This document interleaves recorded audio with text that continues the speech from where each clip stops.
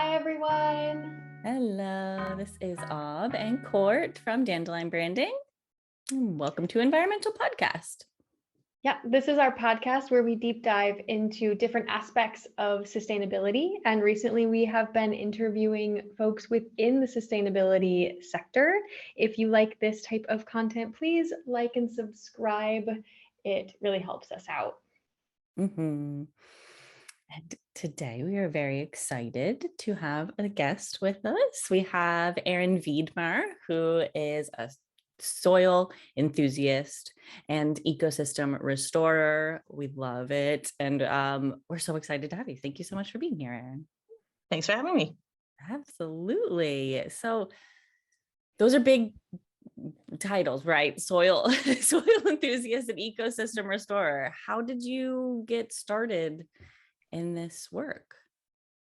Well, when I was in university, I was really interested in something called biogeography, which is a very, very broad field of study. You end up actually studying a little bit of everything. You have to study physics, you have to study chemistry, you have to study math. You end up looking at ecosystems of lakes and of oceans, and you study how water travels through systems in hydrology. You look at botany, you look at zoology, you look at really everything that there is to look at. So it gives you a really, really solid base to understand how the whole systems work. But back at that point in time, there wasn't much to do with a degree like that, because zoology and biology were not really considered real sciences, which I always found a bit amusing. But that's the science that girls went into, and not a real science. See? So exactly. So I had been actually studying crayfish and doing a distribution of crayfish in southwestern Ontario, which was kind of funny. So every time I saw a ditch or a lake, we'd go and set some traps and see what we could find.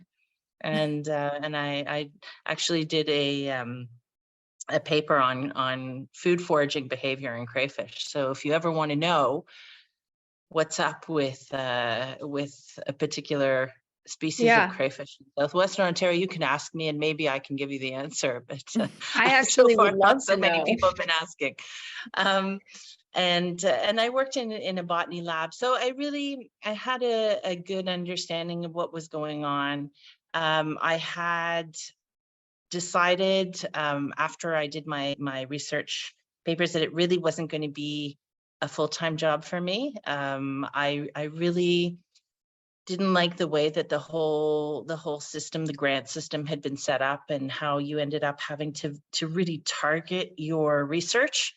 And it came across to me that you ended up having to almost prostitute yourself to get the money. You couldn't research what you were really interested in. You had to research what was interesting to everybody else. And for me, that's not the way science should work. You should be really focused on something that interests you, because it one question lends itself to another.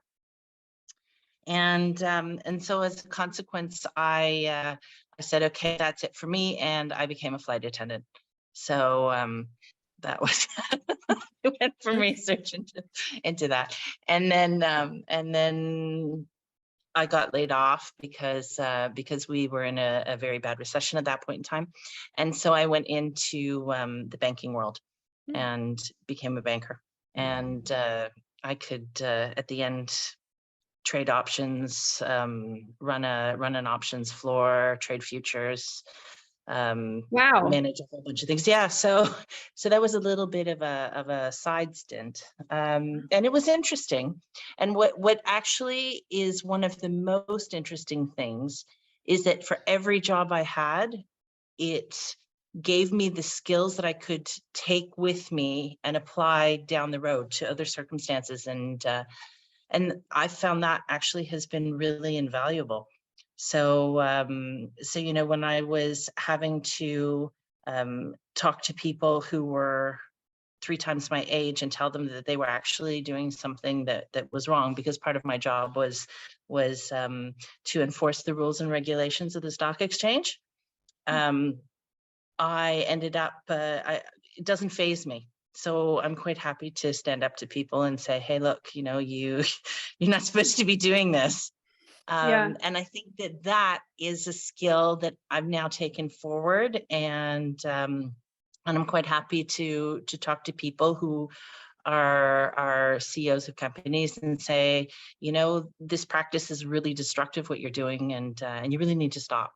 So once I had ended up at a position where I had my kids, and I was looking about the road that I wanted to continue, I kind of decided that the banking side left me a little bit hollow, and I wasn't accomplishing anything that was really going to fulfill my own destiny, my own feeling for what I was put on the earth to do.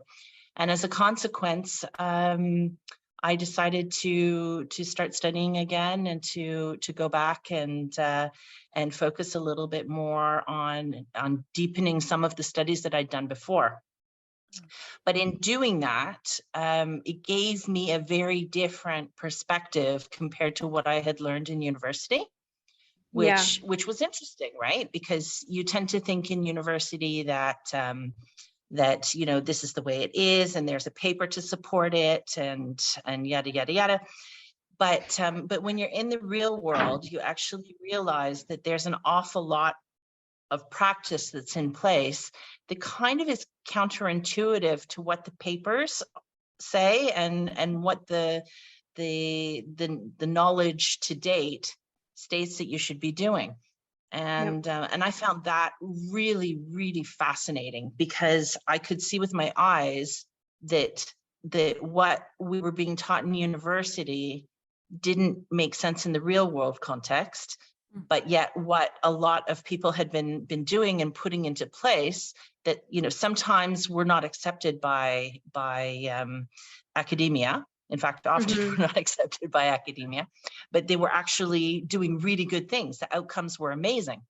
So, so I really enjoyed doing more of the study of things that are not necessarily academically accepted, but definitely are starting to have stickiness, and to really enter into the broader mindset of people who are actually applying these methods. So yeah, it was really, really cool. So it's been a long journey, because I've seen both sides of it. So Right.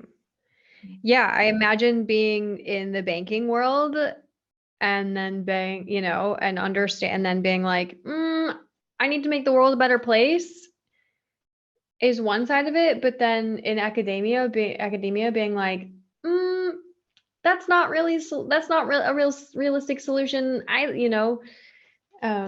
It gives you a point of realism. What,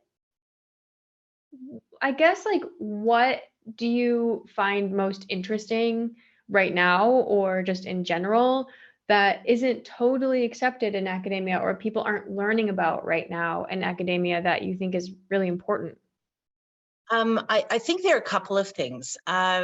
One thing would be climate change. Everybody talks about it. Everybody says, oh my goodness, this is such a huge problem. It's such a big issue, but I don't really feel like it's something that I can tackle on my own, because there's just little me, and the climate is the climate, and, you know, there's not much I can do about it. I think that a lot of what we're experiencing now has actually been building up for about, I don't know, maybe 80 years. And much of it stems from two things. One is how we treat the soil, and the other is how we treat the water. And a lot of that actually comes from oil from gas and our relationship with it. Because if you look at the root cause of what I consider the problems that we have, it always comes back to oil and gas. So I have a microscope and I can look at the soils and I can analyze what's going on. And I've been studying the soil food web and looking actually at the biology. So when I'm doing that, I'm actually sitting with a microscope and seeing with my own eyes what's going on. So we're not talking academic standpoints, we're talking actually practical sessions. And when you look at a field that has been tilled and it's been in agriculture with chemical fertilizers put on it for the last however many years, there's very, very, very little life in it. And I find that really astonishing. I kind of liken it to having like a patient that's in a coma.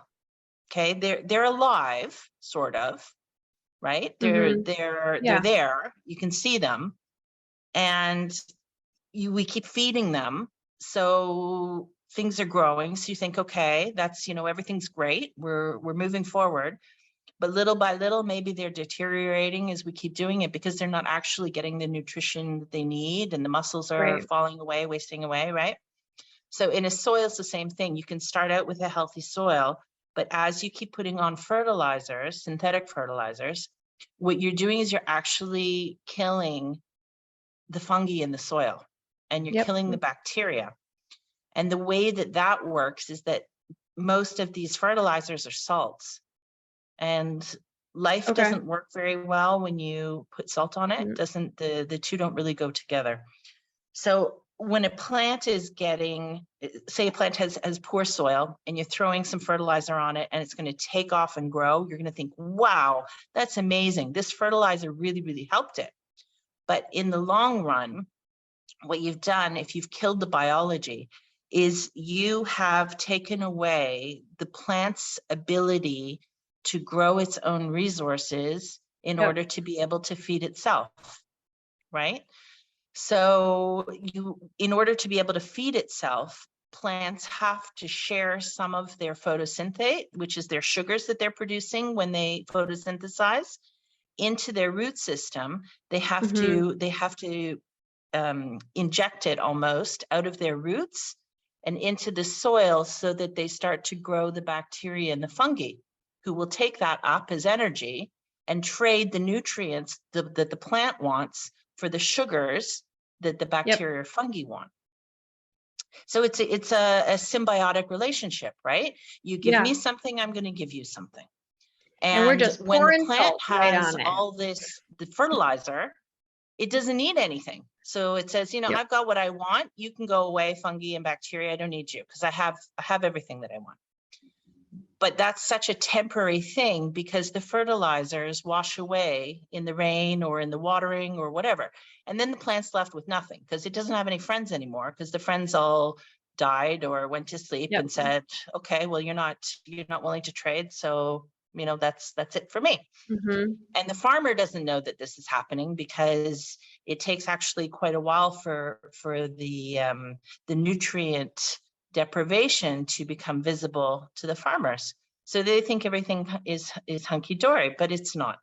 And as a consequence, I think that these fertilizers are incredibly toxic because they're actually running contrary to what we need.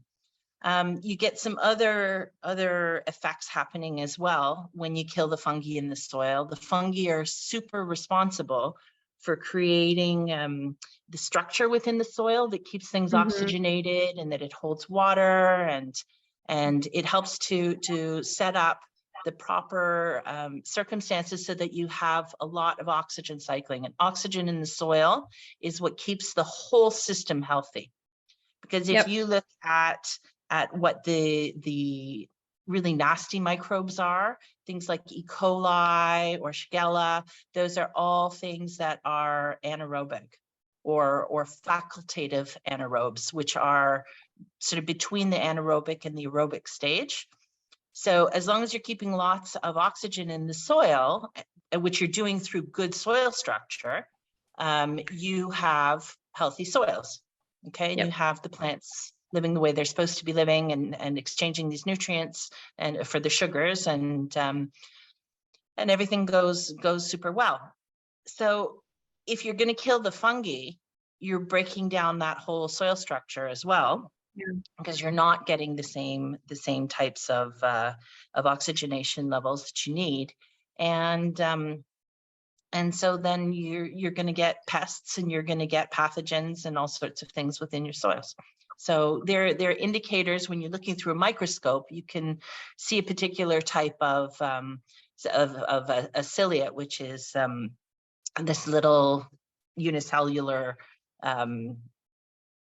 microbe that will be in the soil, and you say, oops, that's not supposed to be there. And then at that point you can make adjustments to make sure that that you create conditions where those numbers are declining and other ones are increasing. So you can look at different nematode types. You can look at different fungi, and you can pretty well assess whether you're in an aerobic situation or if the oxygen levels are going down, and then you just have to make adjustments. So yeah, it's really, it's very interesting. But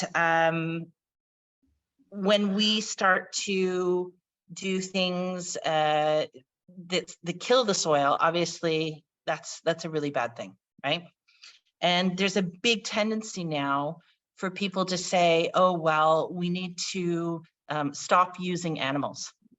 Okay, over and over again, people, you're saying, okay, we have to cut down on our animal consumption. We need to drink soya milk instead of drinking cow milk because the animals are so destructive to the environment.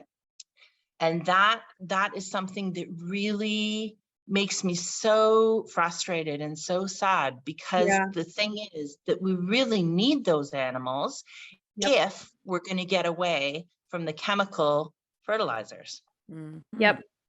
Right? So if we're going to use the animals properly, then we can eliminate completely these chemical fertilizers. And if we do that, then we're starting to rebuild the soils the way they should be. And we're starting to increase the fungal content, because within the gut of the animals, they have lots of microbes. And it's those microbes that we're going to want in our soils in order to keep the fertility levels up and all that. And it's by far the easiest way for us to do it. But of course, the big companies want to use those chemicals because they earn billions. I think I heard the amount, it's like 8 billion a year that they bring in from chemical fertilizers and biocides. Wow. I mean, that's an astronomical number, right? And the more that farmers use it, the more that they have to keep using it, because they keep killing their soils more and more and more and more and more. So you enter into this cycle where you can't get off it, because like I was talking about before, you have this patient that's lying on a bed that's relying on your chemicals to feed the patient, right? You can't just pull it out and expect everything's going to be okay. Right. But I mean, that's Monsanto's soils, like complete business model. Kind of, yeah. But it's for everybody, right? It's for Bayer, it's for Syngenta, it's for all the big agricultural companies. And what's really interesting is that a lot of those companies are jumping onto the bandwagon that says we need to be reducing our animal agriculture.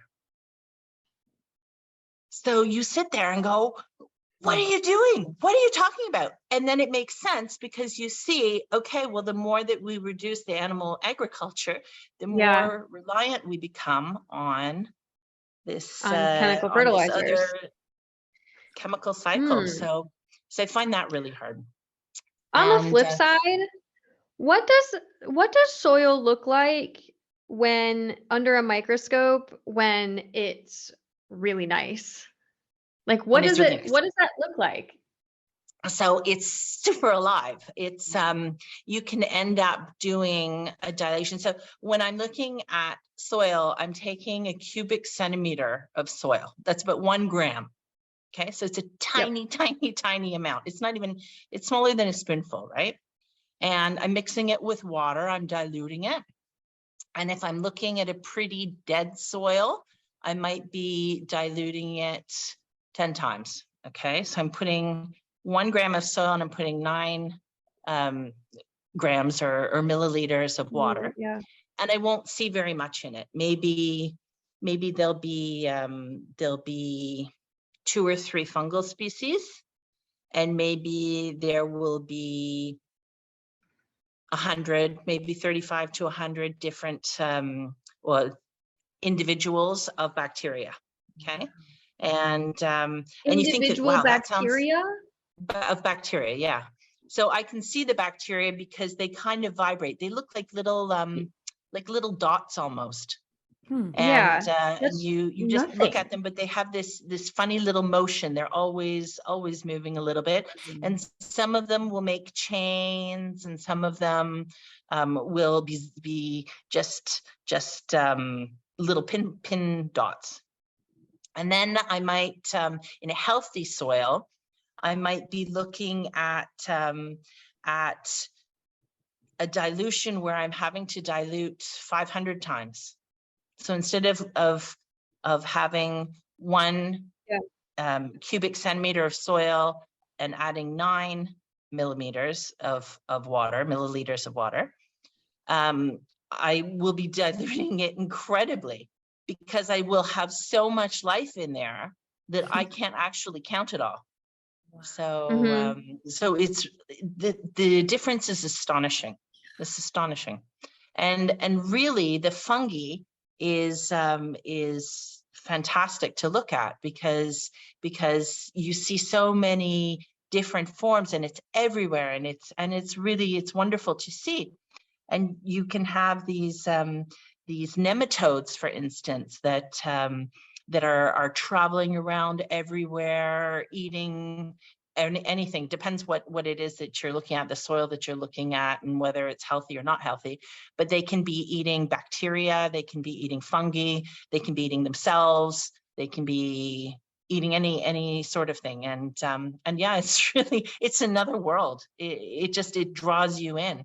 But in a really healthy soil, you can be looking at numbers in the tens of thousands. You can be looking at 75,000 bacteria in that cubic centimeter of soil, and you can be looking at 25,000 fungi. So it's kind of night and day. Wow. And that's why you can draw the conclusion, okay, when we keep adding the chemicals, we're killing the soil, because there's no life in it anymore. Yeah, that's unquestionable for sure. Wow. Yeah. And it's interesting. It also changes your perspective a lot on what life means. And I find that's really an eye-opener too, because you see predation. I guess this is what it is. And that's not something that we are forced to face very often. But if you're looking at a protozoa, which is one of these things in the soil that will tell you whether your soil, depending on the type, whether your soil is anaerobic or aerobic, they're eating 16,000 bacteria a day. Wow. Just one. And the numbers are so enormous. So you're seeing them just going around and eating bacteria. And maybe that part doesn't interest so much. But then when you look at the nematodes, you can see nematodes that will go and try and pierce the walls of fungi. Okay, they have these special mouthpieces that kind of have these sword-like things in them. They'll go and they'll try and pierce the roots of fungi. But then you also might see fungi who've set up these little traps so that when a nematode springs it, the nematode will get caught inside the fungal trap, and it will start to eat the nematode.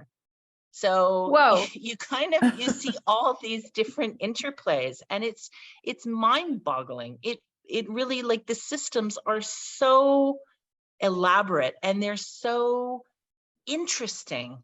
And like I say, it's a different world. It's mind-boggling. So, because you never Yeah, think and of the that, right? idea, You walk on the soil, you get stuff on your feet, and you think, yeah. great, that's soil. But when you really look at it, it's another universe. But the thing is, like, it's not another universe. It's what feeds us and what, like, and what builds us, right? We're built from everything that exists in soil, and we eat everything that we, consume comes from the soil. And yeah, it's that's I think fascinating. I think that's an element that's really, really interesting, is to look at the nutrition that we have in our fruits and vegetables, and to look back and relate that to the soil health. Because when you Mhm. have a properly cycling soil, the microbes don't just stay around the roots of the plants. They actually go Right. up the stems of the plants, and they go onto the leaves of the plants, and they go onto the buds and the fruits, and every single part of the plant gets covered with different microbes. And that is such an important mechanism for the plant to be able to protect itself. So if they're not there because we've killed the soils, that's when we start to get pests. That's when we get really tasteless food. And Yep. when we get different pathogens attacking our food. And I think people don't realize the difference between, say, a tomato that you might have that rots away, that gets moldy, and a tomato that dries out. You ever noticed that? Where you might have like, take a cherry tomato, and little by little it'll start to shrink away, but Yeah. it doesn't mold. And so you ask yourself, well, why is that? Well, that's because the nutrient content in that tomato is so high that it's not getting the molds and stuff on it. Wow. So you actually want your vegetables, if you're not eating them in time, to be the ones that are shrinking away and not the ones that are getting moldy. Oh, Interesting. So because when you're looking at something, and there's a measurement that you can take, which is called a Brix measurement. And a lot of people think that Brix measurement is just measuring the sugar, but it's actually measuring the nutritional content as well, because it's looking at all sorts yeah. of nutrients and dissolved minerals within the liquids of the fruit or the vegetable or whatever it is that you're measuring, taking the Brix and reading from. And that will give you a pretty good idea of the nutritional quality. So now when you go to the store, you might be getting a Brix level of 4, 5, pretty low. But when you're going to a farmer who knows what he's doing and is properly practicing regenerative agriculture and not using pesticides and herbicides and fertilizers and not tilling the land, you're going to end up with Brix levels sometimes up at 18, 20. I've heard of Brix levels going up to 35 for broccoli, and Nice. that's pretty awesome. So that's a lot of nutrients in the food. And when people say that today our food nutrition is actually much, much lower than it was 40, 50, 60 years ago, that's because our soils are not healthy, and you Right. can't get good food if you don't have good soil. So, we want to have that because we want the nutrition, but we also want the really tasty food, right? So a tomato that really tastes like a tomato. Right. Yeah. From your perspective, is the solution regenerative agriculture? like you mentioned? Absolutely. Yeah. Yeah. I don't see any other way about it.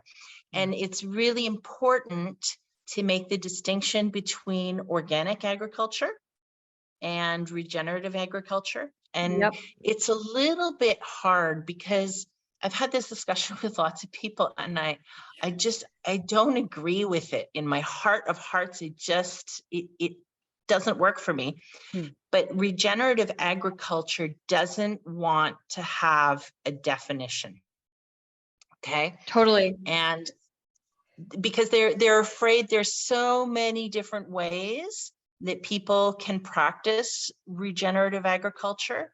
And you can do regenerative agriculture in one field and in another, and it can be completely different. Yep. From their perspective. So they don't want to set the definition, because if they set a definition, then maybe there are some people who are doing things who are trying to be regenerative who will be excluded because they don't fit into your definition. So I get that, but I think the problem with that is that then it kind of becomes a free-for-all. And anybody who's trying to make any sort of improvement can say, oh, well, I'm practicing regenerative agriculture because I've decided that I'm going to reduce how much fertilizer I use. Interesting. So for me, if I were really to set a definition, I would say you're not going to be using fertilizers or synthetics. No pesticides, no herbicides, no whatever. And I might actually, I'd have to think about it. I might also include organic treatments in that. Okay, I'll explain why after. And I would say that you can't use tillage, because as soon as you start to plow the earth, you're chopping up your fungi, right? Yep. And your fungi are what are giving you the soil structure and what are holding a lot of the nutrients within the soil. So you're upsetting the balance too much if you're tilling.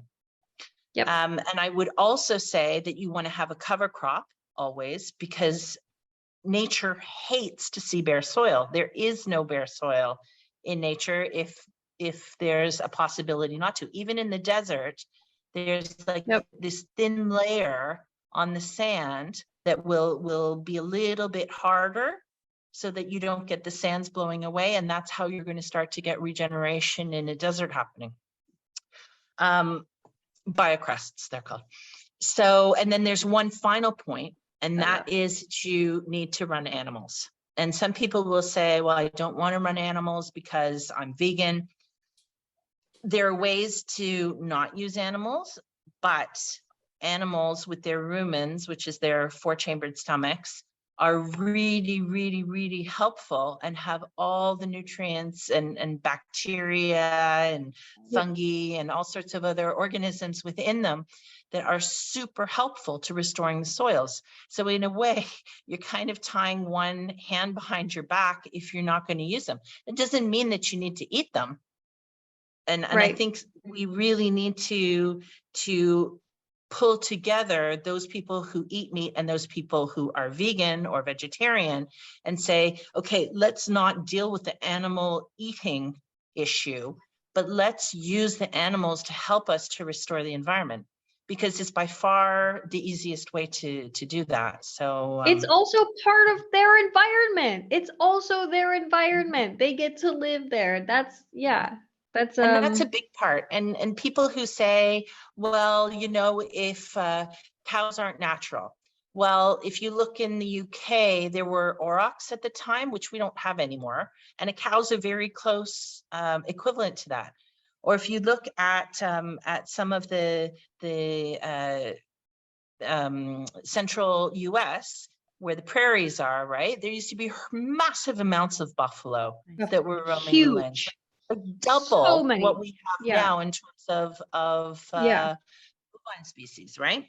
So people who say we have way too many cows and that's what's causing the problems with the earth and climate change and global warming and all this, it's not the case, because we've had many more way back when, right?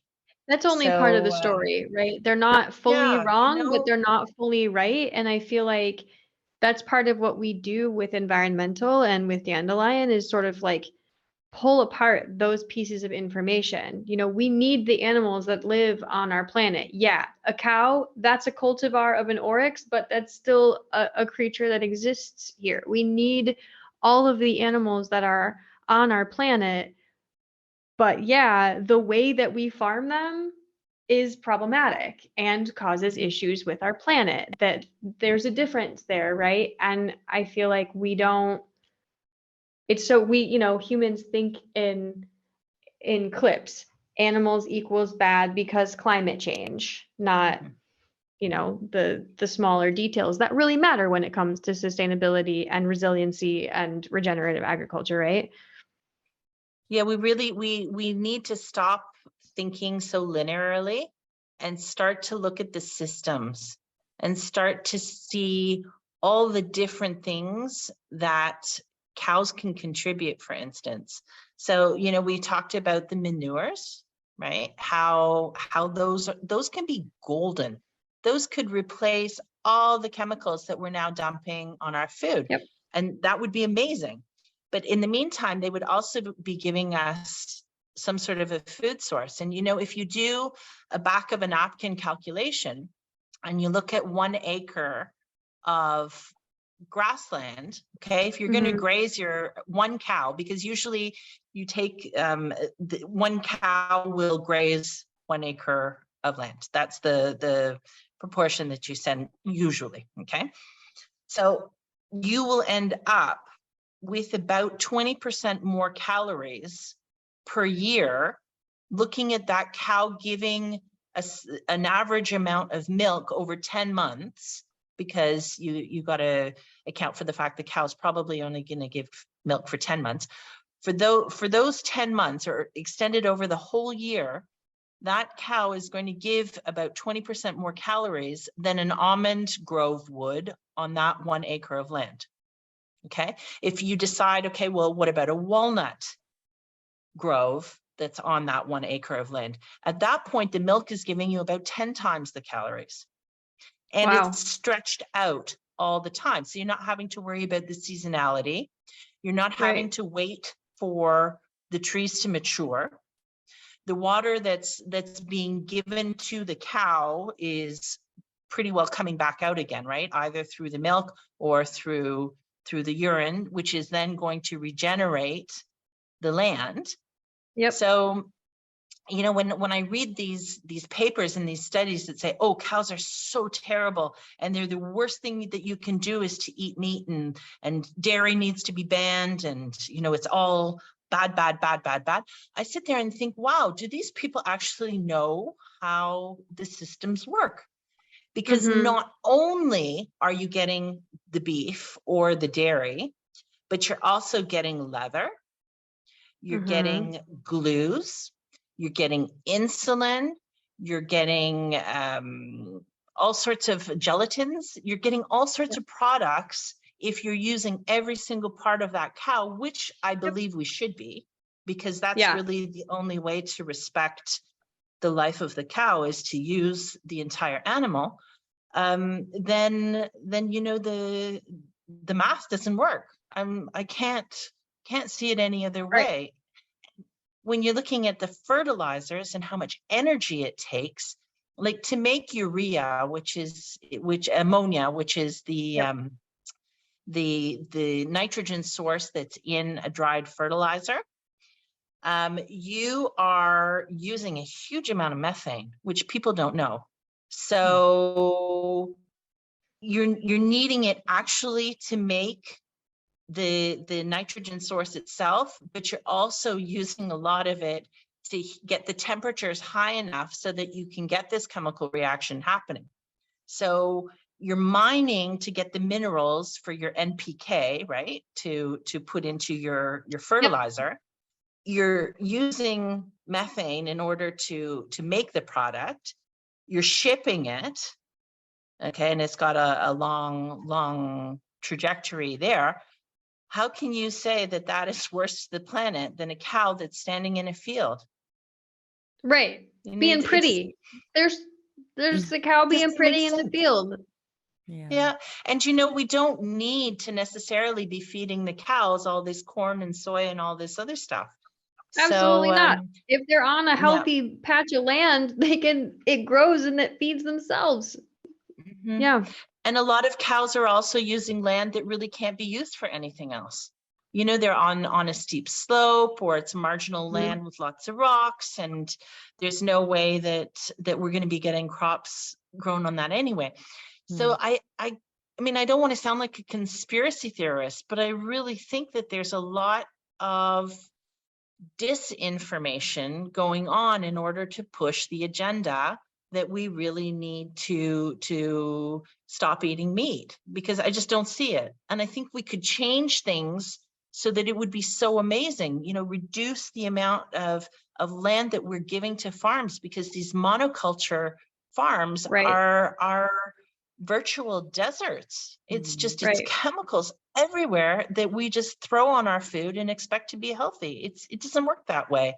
But we're also losing our communities, and we're losing people being able to make a living off the land, and our own ability to keep some sort of an independence over our food production, which I think is also really, really important, especially when you're talking about GMO seeds, where you don't have the right to collect them to be able to use them for next year. You have to buy the whole set again. Yeah. And once we lose that autonomy and the sovereignty over our seeds, we're really going to be at under the complete control of these few companies that run our food system. So I think we have to be careful. Absolutely. Wow. Absolutely. Yeah. Sorry, it's a bit heavy, isn't it? But no, it's so good. You are one of the first people we've spoken with that has been pro meat in a healthy way, and we've taken that stance before. Also, we agree with you. There's a better way to farm meat. I grew up on a cow farm. My aunt owns a cow farm, and I've seen it firsthand. It's fantastic. When done right. And not when it's done right. Yeah, when it's done right, exactly. And I think a lot of people have in their heads that the CAFOs are a normal way to farm, and they're just not. Like, a lot of the cows might go into a CAFO to be finished, which means that they're fed grain at that point to fatten them up a little bit. They don't have to be. They can be raised on the pasture the whole time, all year round, depending, of course, where you are. But even in Montana, you see people who are grazing their cattle in the middle of winter. This is hard, right? But it's possible to do it. And I think that when you see a herd of cows happily grazing in a way that's responsible and in a way that they should be, there's really nothing to complain about. These cows are happy cows.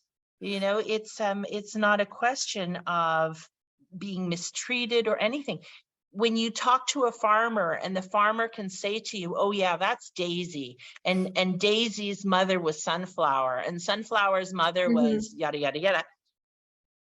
There's a connection there. Sweet. There's love there. Yeah. Right.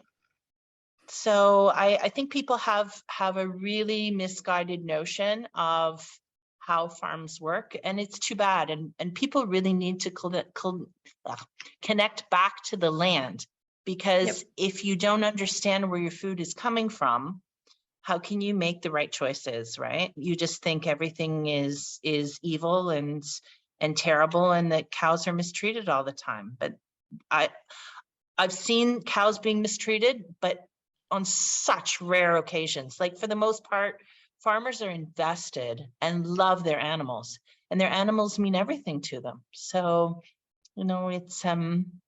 it's really important that we get back into touch with our farmers and into our land and our food production, regardless of where we are. Yeah. Wow.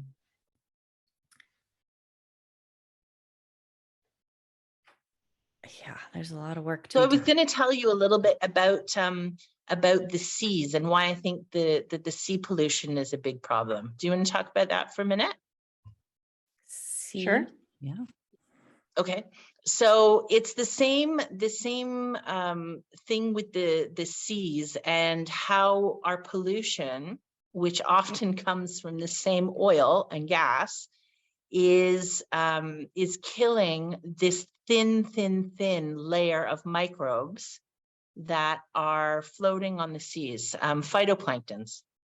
And there's one species in particular, one group called coccolithophores that give out a very thin layer of omega-3 fatty acids that stop the evaporation of the oceanic waters and lake waters, so that we don't end up just living in this crazy super saturated air. And they're really important. And the oil that is not properly combusted, and the chemicals that we have in things like our sunscreen and in diesel fuel that runs ships and stuff, those kill these little bacteria, these little coccolithophores, and the phytoplankton that are producing our oxygen and also being swept up into the air to create clouds. And it's the Earth system is absolutely astonishing. It is so complicated, and it is such an amazing cycle of so many different inputs that when we only focus on one thing, we really lose sight of how complicated everything is. And because it's a system, how one thing impacts the next. And I think, if we could get rid of oil, then we wouldn't be having these problems with uncombusted fuels and carbon black, it's called, in our oceans, and we wouldn't be having the problems with the pesticides and herbicides and fertilizers in our soils. So, we just need to clean up our act. But I think really oil's got to go. Yeah. So you would say that like investing in renewable energies as a whole is like maybe the number one thing? Like if you could give maybe 3 major tips for people to know, what would they be? 3 major tips for people to know. Yeah, just so that they what can they can do. Yeah, because you mentioned in the beginning, people feel like it's just one little me. And like, what can I do? So like, what are your my three tips? So my 3 tips would be to be conscious that your money talks. So when you decide to buy something, really think about what it is that you're buying, because even if you end up finding out later that what you bought was not so great, it's a step in the right direction to actually be conscious that what you have is really a strong message to corporations saying, you know what, I'm spending my money, I'm giving it to you, but I'm going to do it for a certain reason. Let me give you an example. So when these microfiber cloths came out, I'm like, yay, I'm not using paper towel anymore. I'm buying these microfiber cloths, and that's all. That's what I'm going to use. And so I bought a lot of them, and I'm, patting myself on the back and thinking, wow, this is really great. Those microfiber cloths are absolute hell for microplastics coming off. They shed fibers like you can't imagine when you throw them in the washing. So then I'm sitting there going, oh no, I've been buying these cloths for so long and thinking that I'm doing a really good thing. So now it's things like, buying a filter to go on my washing machine, or a ball or a bag that I can put things in to catch these microfibers, because the microplastics in the environment are a complete disaster. But switching back to paper towel, when I use paper towel now, I dry it out if I'm not actually getting it dirty and not doing stuff like that. So, you know, I'm trying to find the right balance myself. And I think when, you know, I'm going into a store, I'm actually looking at the ingredients. I'm looking at the miles that I put on, although they say that the miles are not that important. I think the miles are important in some respects because the microbes that you're eating on the food are going to be more local to you if you're eating local food. So I'm maybe not approaching it from the same perspective that most people are, but I'm very conscious of that. And I'm looking at the way something is produced. So, you know, I'm really lucky here in France where I can buy food that is regenerative food. So it's grown in a way that's responsible, that has no antibiotics, that is not using fertilizers, that's the sort of thing. I can go into the supermarket and I can find that. Not every supermarket. It's Demeter, right? They have the Demeter brand. Demeter is I think it's a German brand. It's a biodynamic way of producing organic food. So that's kind of cool. That's one brand, but I'm thinking of another one.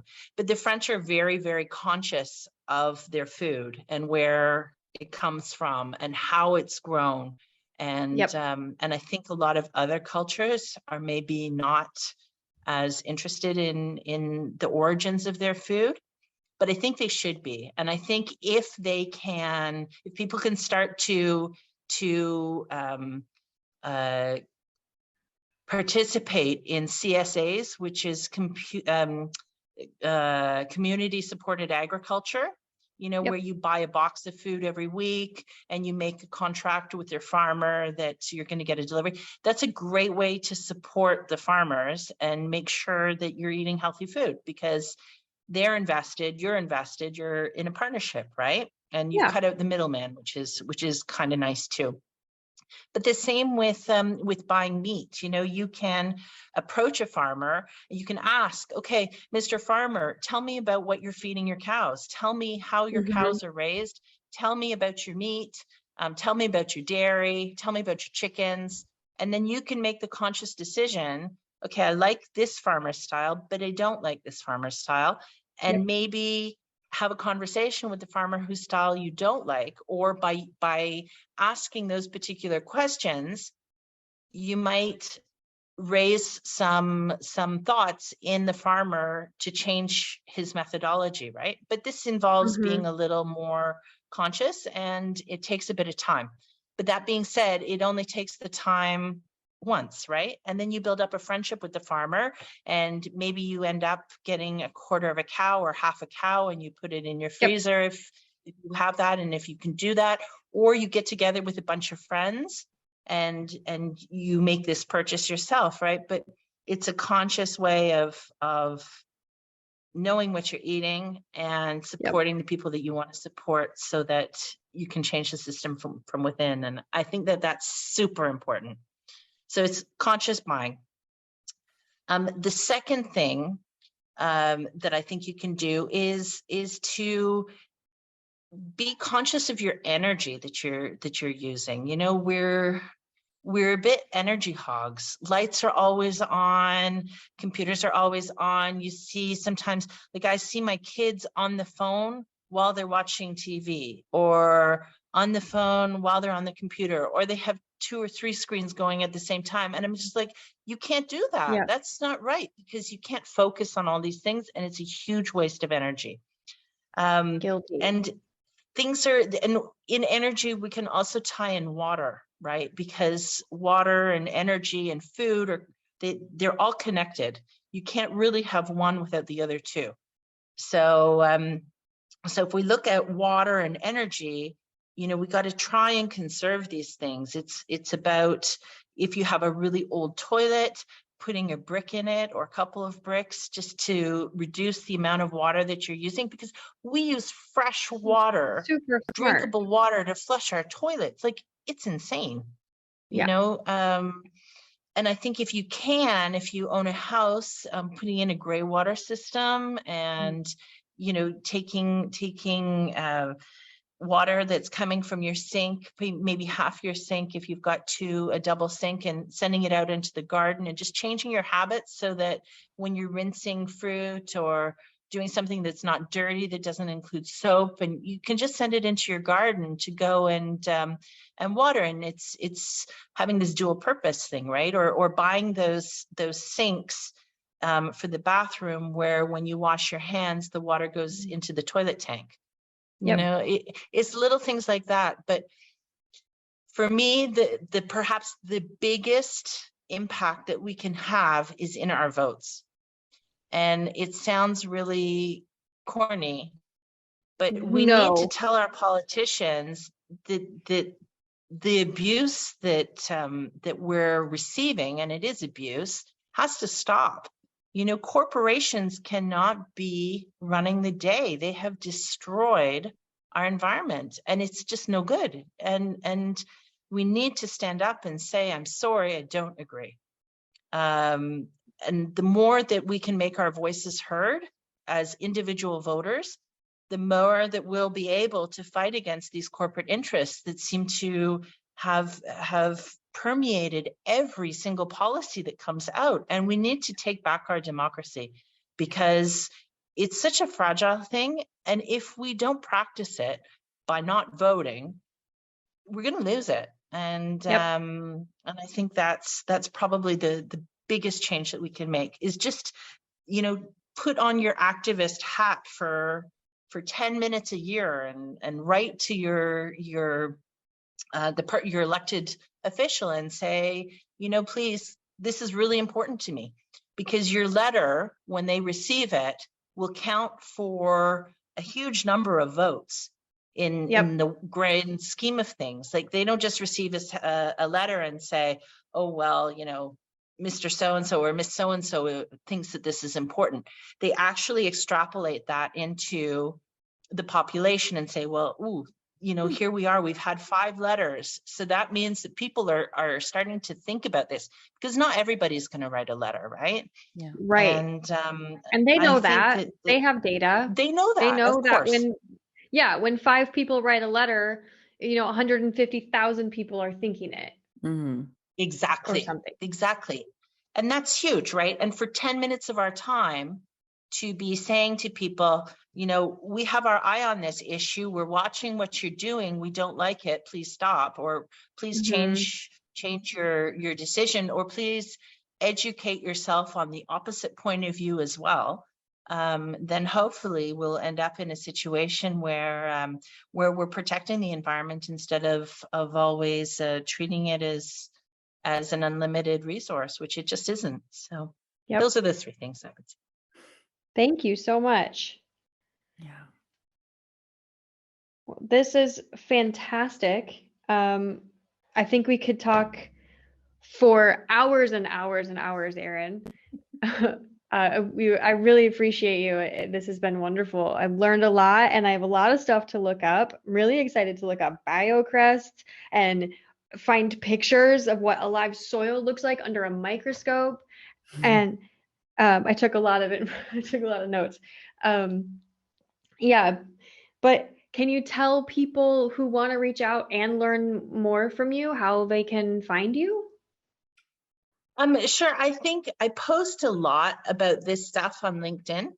And so if people want to find me, that's probably the best way. They can follow me and just see my thoughts on different things.